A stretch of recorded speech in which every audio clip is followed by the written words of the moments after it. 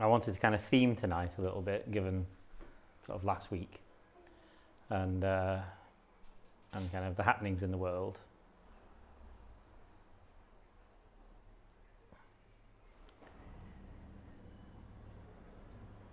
It was really interesting on the night of the Manchester bomb. I woke up knowing something had gone wrong somewhere. It woke me up, something woke me up. And it was only like 2 o'clock in the morning or something like that. And I kind of, I don't have a news feed. So I kind of looked at the news for some reason, thinking there's a reason I have to look. So, and then I saw what was going on. Not knowing what to do, I just basically meditated for the whole night. And I guess it's almost kind of like kind of the question that's in my mind about sort of what we're going to do tonight in a way. You know, at times like this, when these things happen, a really sort of simple question is, what's the point of meditating? What use is meditation in the face of such atrocities?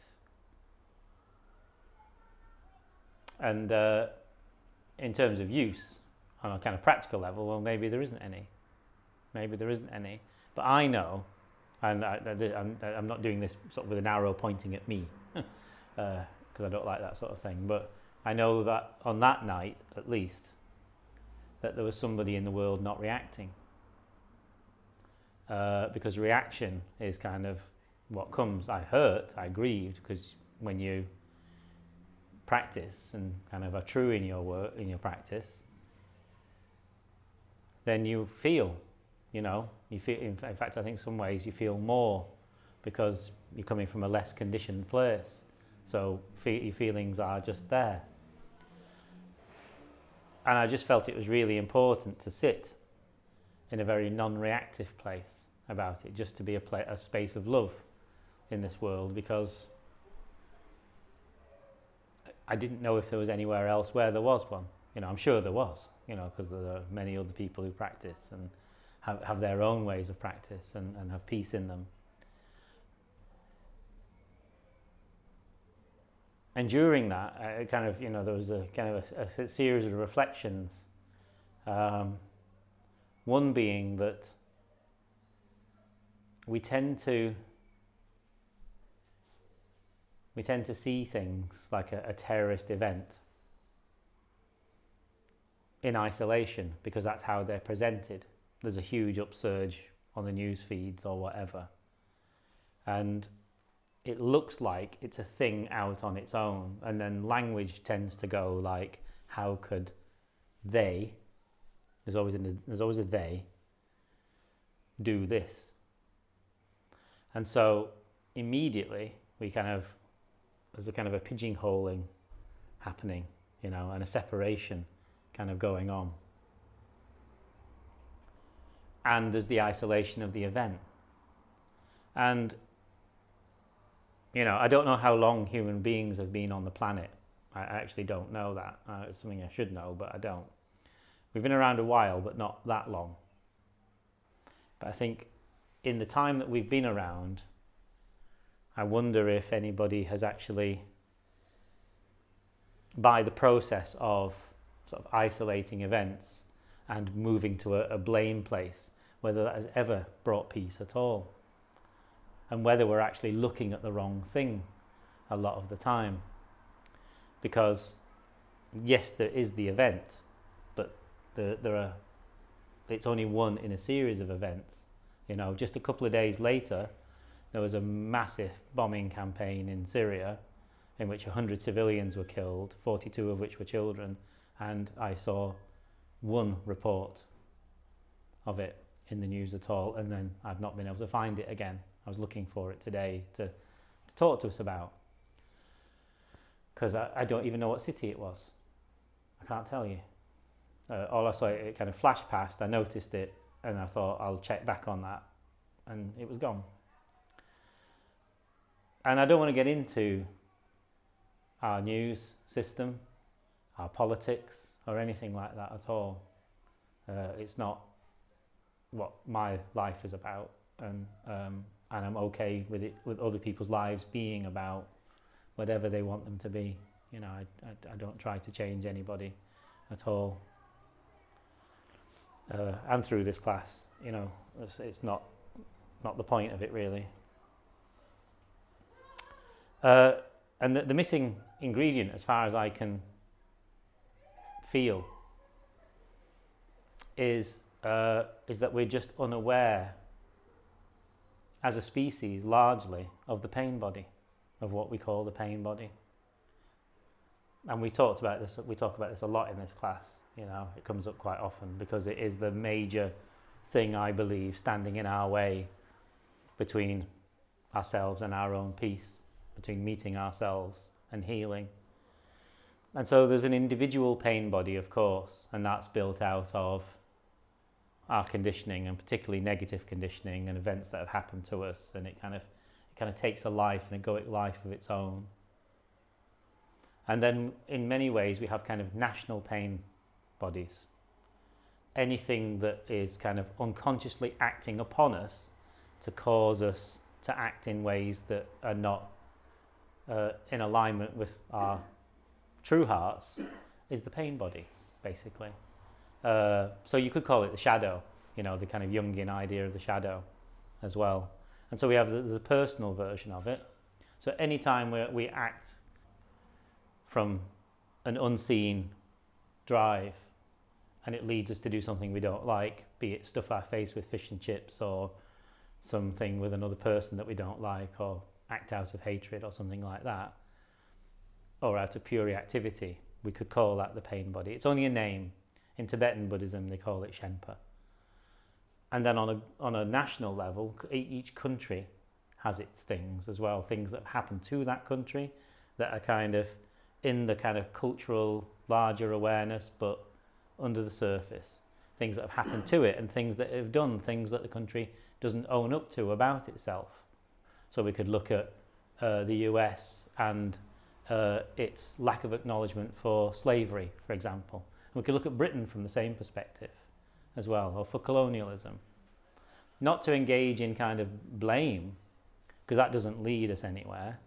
But I don't know about you, but the only way I've ever healed anything is when I've actually faced it and said, okay, let's put this thing on the table, and then to meet it with love, not with blame and hate.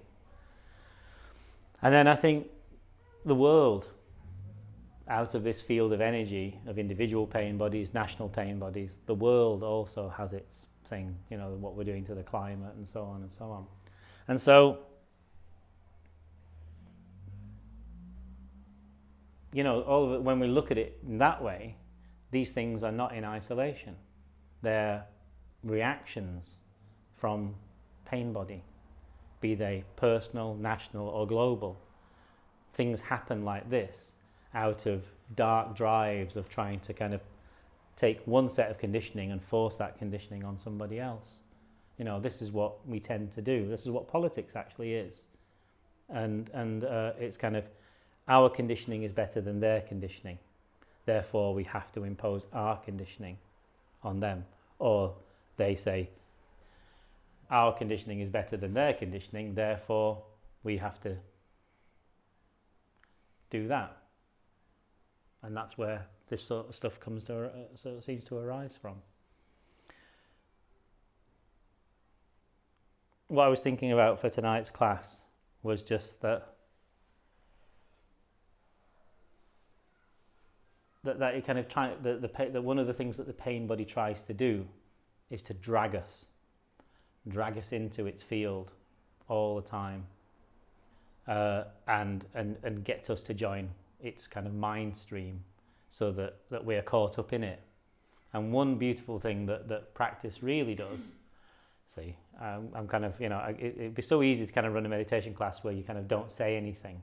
I know I run the gauntlet a lot of the time by saying these things, It'd be so easy just to kind of say, oh, let's just be mindful or whatever. But actually, at its heart, what practice is really for is for bringing our pain body into awareness and bringing love to ourselves, so that it dissolves, so that we're not acted on by unconscious influences anymore, from ourselves, which is the roots of addictions, of hurting others, of kind of hurting ourselves. And so my intention, I suppose, or my desire for tonight was just to kind of sit beautifully together and kind of just come back into kind of presence and love, because we may have been very caught up in this, I suppose, in the last week. And just to affirm that by doing that, by loving ourselves enough to come home, that we're in no way kind of turning our back on the world. What we're really doing is being in the world truly. And then when things do happen, we meet things with that truth and that love. And I can't think of anything sort of more profound in a way. So I'd like to read us this. I recorded this recently for online, but I just thought it fits really, really well, and then we'll go into practice. So this is the prayer of St. Francis, which I'm sure you've come across at some point. I discovered it. Here I go, lowering the tone now. I discovered it via Buffy the Vampire Slayer, because it was it was used in a particular episode, and it was sung by Sarah McLachlan, and I just went, my mouth just dropped open when I heard it, and I had to find the words for it.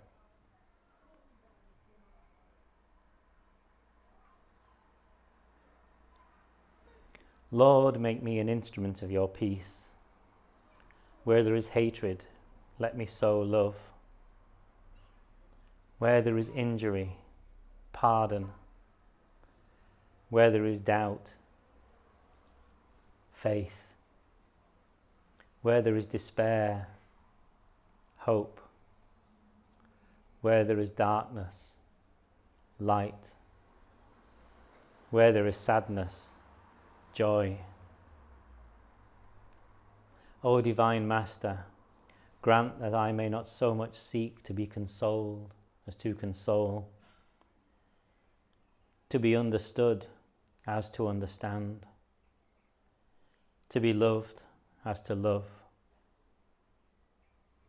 For it is in giving that we receive, it is in pardoning that we are pardoned, and it is in dying that we are born to eternal life. Amen.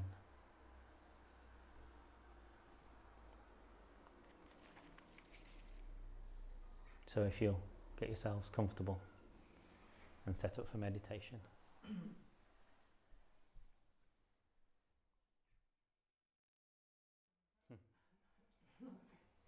You're knackered. I know you're tired. It's no worries.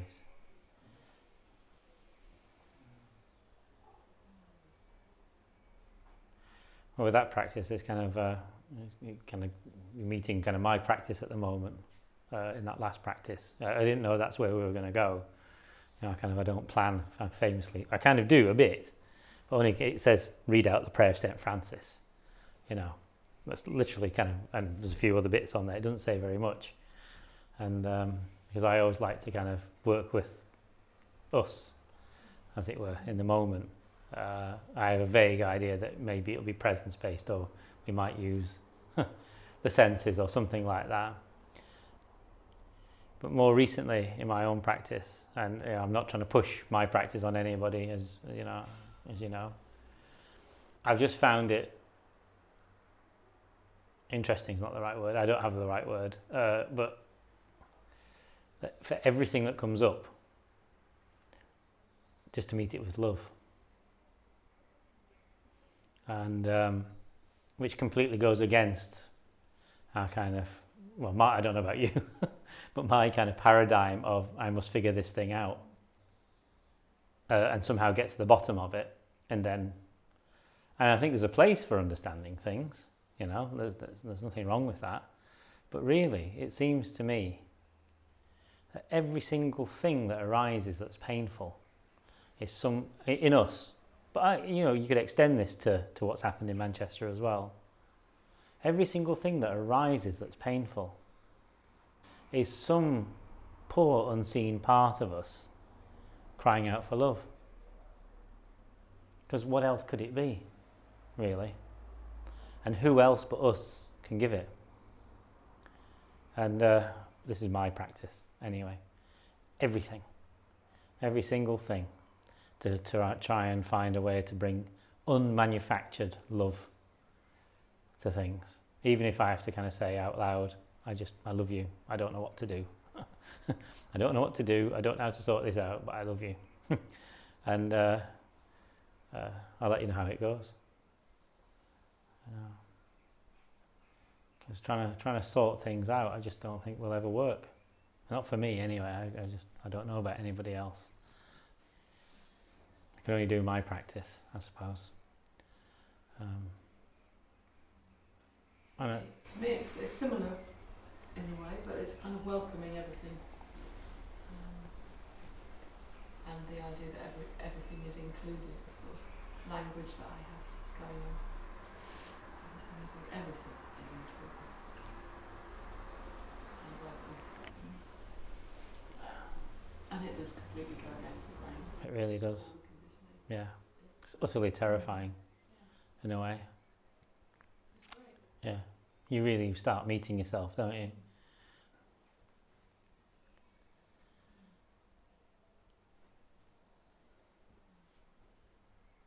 That kind of open thing with anything that we're carrying, or have carried in the past that we're still kind of maybe holding on to. There's kind of be a tightness. Sometimes we get beyond something, or we've got to get something under control, but it's a very tight control as well. We kind of, you see people sometimes kind of spend their life in this kind of quite stuck sort of place where it's better than they were kind of thing, but it's kind of not, kind of the movement of life, the ease hasn't kind of come back in some ways as well. And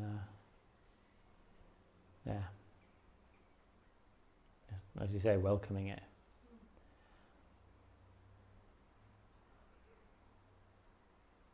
It wouldn't make good news headlines though, would it? At all. It would not. You'd not sell many newspapers with that. I'm going to kill you. Well, I love you anyway.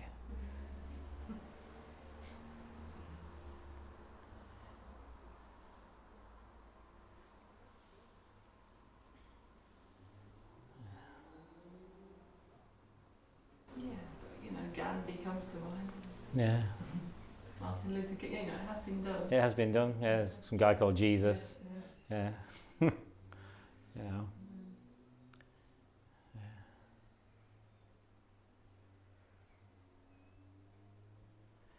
But it doesn't have to be, because it can seem kind of strenuous, I suppose, the idea of that, in a way. We have to be careful. Because it's easy to kind of even create something out of an idea of love, isn't it? I guess that's all I'm trying to say.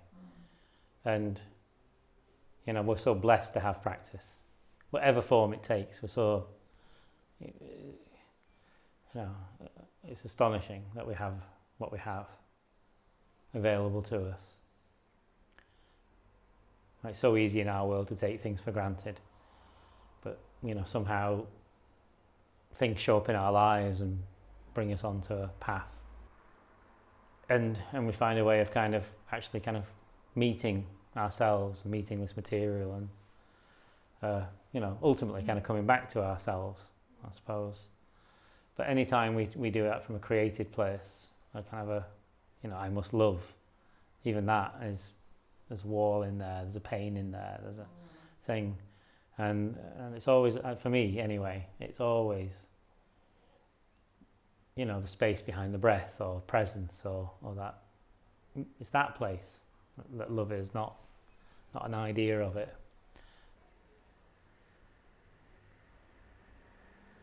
And it's whatever will help us kind of reconnect to that kind of deeper part of ourselves, I suppose, And we kind of need to, this is what I'm kind of, thinking with the Manchester thing and so on. The pain body of the world, I would rather think of it as, quite honestly. You know, I've kind of stopped seeing these things now as unique events.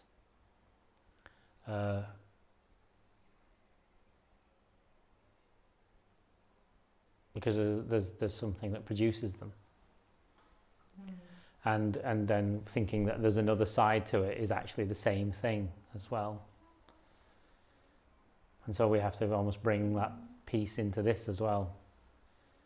Because when we're in that, when we're in truth, we're not contributing to the pain body of the world. We're not. You know, it really is about if we love ourselves first, which sounds selfish, I know. But if we actually genuinely did that, we don't add to it. And in fact, may even be a balm of some kind.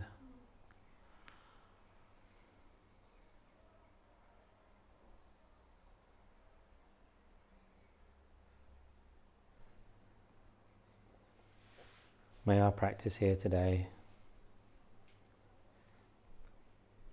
be for our own highest, most loving benefit. And that's through by loving ourselves, we benefit all beings. Thank you.